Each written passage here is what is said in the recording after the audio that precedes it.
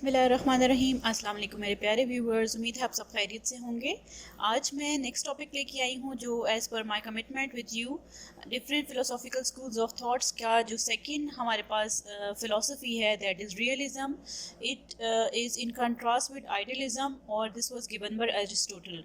Aristotle although Plato जो जिन्होंने idealism दी थी उनके स्टूडेंट थे, लेकिन स्टिल उनके जो कॉन्सेप्ट्स हैं वो कंट्रास्ट में जाते हैं प्लेटो से, right. Let's see into the depth of this philosophy. ये लैटिन वर्ड है रियलिस्ट्स। बेसिकली इसका मतलब क्या है कि जो रियली रियली रियल हो, रियलिटी बेस्ड हो। Materialistic things are real in nature. Ultimate reality materialistic चीज़ों में है, जो प्रेजेंट लाइफ है उसके अंदर है, और जो हम परसीव करते हैं, जो हम सी कर सकते हैं, हम अपनी सेंसेस से परसीव कर सकते हैं, देख सकते हैं, वो ही रियलिटी है। रियलिस्ट्स का ये बिलीव था और उनके कोई कंसर्न नहीं था उनके के वर्ल्ड ऑफ आइडियाज़ से फार अवे थे वो। और उनका कंसर्न था कि जिस दुनिया में हम रहते हैं और जो चीज़ें हम फील करते हैं, देखते हैं, वही अल्टीमेट रियलिटी है। They were independent of human mind. Existence जो उनकी थी वो ह्यूमन माइंड से इंडिपेंडेंट थी, अनलाइक आइडलिस्ट। और फिजिकल ऑब्जेक्ट्स ही रियलिटी हैं और फिजिकल ऑब्जेक्ट्स ही ऑब्जेक्टिविटी पे बेस्ड थी इनकी जो कॉन्सेप्ट था, ठीक है। ऑब्जेक्टिविज्म कह सकते हैं आप उसको। इनका कंसर्न था कि क्या चीज़ें एग्जिस्ट करती हैं और यूनिवर्स में जो मैटर है, एनर्जी है, मोशन है, यही रियलिटी है।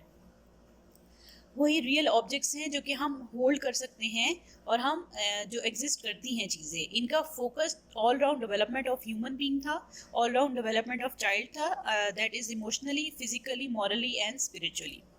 इसके एक्सपोनेंट्स, मेजर एक्सपोनेंट अरिस्टोटल थे। आई टोल्ड यू बिफोर, वो प्लेटो के स्टूडेंट थे, लेकिन उनका कॉन्सेप्ट बिल्कुल प्लेटो से डिफरेंट था।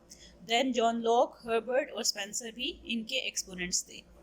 Let's see what is the philosophical concepts of realism. Metaphysical concept देखते हैं। इन्होंने फोकस किया था मैटर मतलब बॉडी पे, एंड फोकस था इनका फॉर्म यानी माइंड पे भी। इन्होंने माइंड को नहीं छोड़ा था। दे कंसिडर्ड माइंड के माइंड में आइडियाज़ आते हैं, माइंड की डेवलपमेंट इंपॉर्टेंट है, लेकिन खाली माइंड की डेवलपमेंट, इंटेलेक्चुअल डेवलपमेंट या इंटेलेक्चुअल ही सब कुछ नहीं है। जो हमारा माइंड परसीव करता है, जो कि आइडियलिस्ट कहते थे, वही सब कुछ है, ऐसा नहीं है। रियलिटी भी है और आपके ऑल राउंड डेवलपमेंट होनी चाहिए स्टूडेंट की और इंसान की। और मैटर जो हम मटीरियलिस्टिक चीज़ें देखते हैं, that is also important, that is the reflection of reality. Epistemological concept इनके थे। Senses realism, sense realism, knowledge comes from senses. वो ये कहते थे कि सेंसेस के थ्रू ही हम नॉलेज परसीव करते हैं। और एक्सियोलॉजिकल कॉन्सेप्ट्स इनके थे। Value derive from nature. Then educational context में हम देखते हैं कि ऐसी नॉलेज वो चाहते थे कि डिलीवर हो एजुकेशनल वे में, कि जो कि एसेंशियल है या ज़रूरत है ह्यूमन बीइंग की या स्टूडेंट की। प्रैक्टिकल नॉलेज होनी चाहिए ताकि वो इंडिपेंडेंटली अपना लाइफ स्पेंड कर सकें, ह्यूमन बीइंग्स, राइट। नोअर हो, ठीक है, और फुल रैशनल मतलब उनको एबिलिटीज़ हों ताकि वो अपना फुलेस्ट दे सके, ना सिर्फ इंटेलेक्चुअली बट फिजिकली और मॉरली भी ऐसी एक्टिविटीज़ कराई जाएँ ताकि वो गुड लाइफ स्पेंड करने के काबिल हो सकें। AIIMS of education practical side भी थी, ठीक है। कैरेक्टर डेवलपमेंट थी, मॉरलिस्टिक डेवलपमेंट थी, इंटेलेक्चुअल एबिलिटीज़ भी स्ट्रॉन्ग बनानी थी एक्टिविटीज़ के थ्रू। जॉन लॉक, हर्बर्ट और स्पेंसर ने क्या कहा था, चीफ एम हमारा जो रियलिस्ट्स का है वो है मॉरल एजुकेशन। जैसे अरिस्टोटल कहते थे sound mind in a sound body, इसी तरह इनका एम था कि हैप्पी लाइफ स्पेंड करनी है, इंटीग्रेटेड लाइफ स्पेंड करनी है, उसके लिए ऑल राउंड डेवलपमेंट होनी चाहिए। देवर ऑफ द व्यू के जो चाइल्ड का माइंड है, जो चाइल्ड है वो एम्प्टी वेसल की तरह है, राइट। उसके अंदर जो हम फीड इन करेंगे वही हमें बाहर नज़र आएगा, उनकी एक्टिविटीज़ के थ्रू, उनकी कैरेक्टर के थ्रू, और ऐसी इंफॉर्मेशन उनको दें जो कि उनके लिए नीडेड है, राइट। टेबुलर रासा वो कहते थे कि जो कि हम इनपुट करेंगे वही आउटपुट होगा, राइट। अनलाइक आइडियलिस्ट जो कहते थे, आइडियलिस्ट कहते थे कि हम माइंड में ऑलरेडी चीज़ें हैं, हमने उनको सिर्फ पॉलिश करके बाहर निकालना है, ठीक है, आइडियाज़ उनके क्वेश्चनिंग के थ्रू निकालने हैं। तो यहाँ पे इनका कॉन्सेप्ट डिफरेंट था। देन करिकुलम को देखें, करिकुलम में मेजर फोकस जो था 3 आवर्स पे था, maths, science and reading, right. और सब्जेक्टिविटी एक्टिविटीज़ के थ्रू करवाना था, डे टू डे एक्टिविटीज़ ऐसी होनी चाहिए ताकि वो ऑल राउंड डेवलपमेंट उनकी हो सके और वो अच्छे से लाइफ अपनी प्रोडक्टिव वे में स्पेंड कर सकें, ठीक है। साइंस पे भी फोकस था, वोकेशनल सब्जेक्ट्स पे भी फोकस था, आर्ट्स, लिटरेचर एंड लैंग्वेज पे भी फोकस था। सब्जेक्ट मैटर की नॉलेज टीचर को बहुत होनी चाहिए, साइड बाय साइड स्टूडेंट में इनकलकेट करनी है टीचर ने activities through, right. Systematic approach होनी चाहिए। इसके अलावा प्रैक्टिकल एक्टिविटीज़ ज़रूर होनी चाहिए ताकि वो यूज़फुल बना सकें अपनी नॉलेज को रियल लाइफ में। जॉन लॉक ने किस चीज़ पे फोकस किया था? Reading, writing, drawing, geometry, astronomy, arithmetic, history, ethics and law, सारी चीज़ों पे फोकस था। और सप्लीमेंट्री या सेकेंडरी जो फोकस था वो डांसिंग, फेंसिंग एंड राइडिंग पे फोकस था।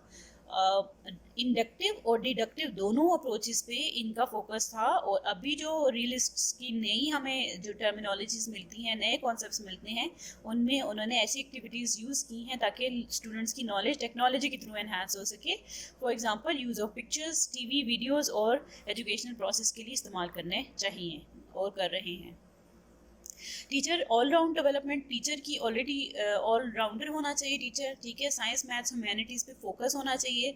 अपने सब्जेक्ट की तो ग्रिप होनी ही चाहिए, लेकिन ऐसे सब्जेक्ट्स की जो साइंस, मैथ्स, ह्यूमैनिटीज़ से बिलोंग करते हैं उनकी होनी चाहिए ताकि स्टूडेंट्स अगर किसी किस्म का क्वेश्चन पूछ सकें तो उनको वो आंसरेबल हो सके, राइट।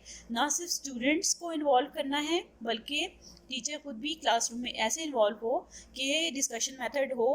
स्टूडेंट क्वेश्चन पूछे तो स्टूडेंट ही रिप्लाई करे, स्टूडेंट क्वेश्चन पूछे तो टीचर ही रिप्लाई करे, और टीचर क्वेश्चन पूछे तो स्टूडेंट रिप्लाई करे। तो आपस में डिस्कशन इस तरह की हो कि क्वेश्चनिंग अडॉप्ट हो सके, questioning method, right. New technologies को ज़रूर अडॉप्ट करना है अकॉर्डिंग टू न्यू जो कॉन्सेप्ट है। टीचिंग स्किल्स ऐसी होनी चाहिए जो डिसिप्लिन भी हो, ऐसा नहीं क्लास में हैपेजिड एटमॉस्फेयर नहीं होना चाहिए। और स्पेसिफिक सब्जेक्ट के ऊपर कमांड होनी चाहिए टीचर की, राइट। और टीचर का रोल बहुत ज़्यादा इंपॉर्टेंट है। सिस्टमैटिक ऑर्गेनाइज वे में अपने आइडियाज़ को प्रमोट करना है, क्रिटिकल थिंकिंग भी इन्हांस करनी है और जजमेंट के काबिल स्टूडेंट्स को बनाना है, right. Realist educators would like teachers to take a critical look at what they are doing, क्या कर रहे हैं वो, right। और नेगेटिव इफेक्ट्स भी देखने हैं, क्या स्टूडेंट्स के ऊपर पॉजिटिव नेगेटिव इफेक्ट हो रहे हैं, किस सब्जेक्ट के बारे में क्या नॉलेज गेन कर रहे हैं और क्या उनकी रिक्वायरमेंट है, ठीक है। देन अगर मेथड ऑफ टीचिंग हम देखें तो इनका method of teaching lecture method भी था, क्वेश्चन आंसर मेथड भी था। फॉर्मल क्वेश्चन आंसर्स नहीं, जैसे मैंने आपको पहले बताया कि टीचर क्वेश्चन पूछे तो स्टूडेंट आंसर करे, स्टूडेंट क्वेश्चन पूछे तो दूसरा स्टूडेंट भी इस कैपेबल हो कि वो आंसर कर सके, और टीचर डिस्कशन मेथड के थ्रू प्रमोट करे नॉलेज को। ऐसा नहीं है कि एक स्टूडेंट ने गलत कहा तो उसको बिठा के दूसरे स्टूडेंट से क्वेश्चन पूछ लिया, नहीं। जो स्टूडेंट ने क्वेश्चन का आंसर दिया, if he is doing wrong तो उसको डायरेक्ट करना है, हिंट्स देने हैं ताकि वो राइट आंसर खुद ही परसीव कर सके, ठीक है। इंडक्टिव मेथड जो एक्सपीरियंस है स्टूडेंट का, टीचर का, वो सारा कुछ क्लासरूम में डिस्कस होना चाहिए साइंटिफिक रीजनिंग के थ्रू, ठीक है। इनका एम्फेसिस ऑब्जेक्टिविटी पे था, साइंटिफिक फैक्ट्स पे था, नॉलेज ऑफ रियलिटी पे था, ठीक है। Method of teaching should change according to the requirement of the child. Child की जो रिक्वायरमेंट है उसी के लिहाज से ही मेथड ऑफ टीचिंग चेंज होना चाहिए, ठीक है।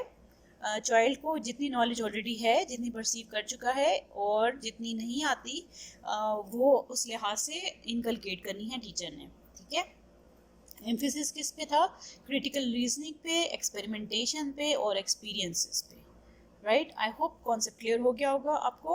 और इसके अलावा भी कोई आपको इन्फॉर्मेशन चाहिए तो आप ज़रूर कमेंट बॉक्स में पूछ लीजिए। और आई होप कॉन्सेप्ट क्लियर है। और मेरे चैनल को ज़रूर सब्सक्राइब करें, लाइक करें, अपने फ्रेंड्स के साथ शेयर करें, और अपना और अपने प्यारों का बहुत सा ख्याल रखिएगा। ओके, अल्लाह हाफिज़।